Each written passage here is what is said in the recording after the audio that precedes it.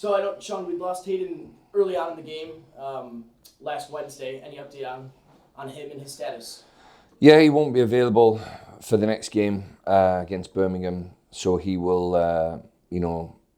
try and get himself back fit and ready to play in the following one against Pittsburgh. He's got a knee injury, which is a little bit of bone bruising in there, and he just needs a lot of swelling, so he needs to let that settle down and then use the time now to reduce the swelling and get back on the field, in the next few days after the game to then try and join in and play against Pittsburgh. I don't think there's anybody else injury-wise, is there? Logan's injured. He has got an ankle sprain, and obviously Aidan Stanley. Romario got 2 goals coming on. He got 60 minutes, so off the bench seems a little weird to say. Yeah.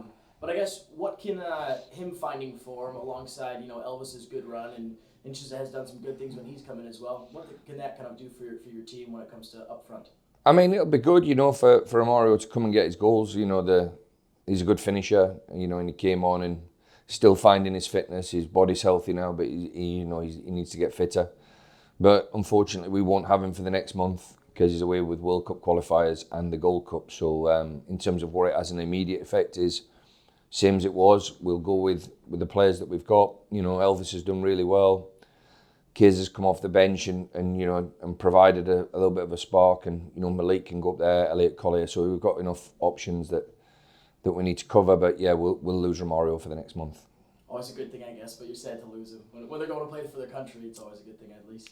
Yeah, I mean, but he needs to get his fitness, so I hope he does play games, and hope if he doesn't play the games, he gets the appropriate training in, and I'm sure they will, in terms of they'll want to keep their players fit for the 2 World Cup qualifiers that are coming up, and obviously the Gold Cup. Birmingham tomorrow, when you look at them, what kind of problems do they pose? Well, obviously the fact that they've spent quite heavily in forward positions, and they've got a really good squad that they've put together, and the new coach has come in and immediately signed 2 or 3 players, and it's probably a club that's on its way, into a different direction, probably a more positive one. I say that with all due respect to the previous coach, because I think last year was the first time they'd ever missed out on the playoffs. So they're going in a direction under Mark now, which historically he's been really successful in this league.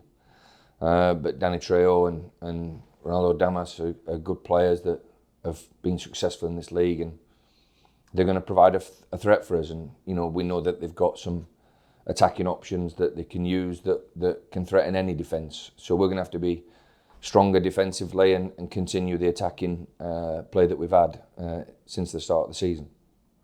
Anything else you want to add? No, I mean, it's going to be difficult for us. It's a difficult away game, but I understand the frustrations of the tying the games at home, especially. But if you look at all the games we've played 13 games, and we've only lost 3.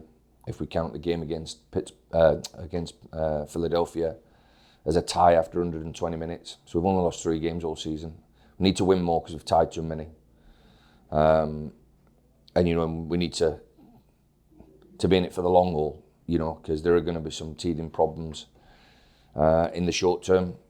But we'll get through that. The squad's been fantastic. They've been really good. They've been very focused. They want to turn more positive results for us, turn the draws into wins. And if we did a couple of them, I think we'd be in a much different position in the table.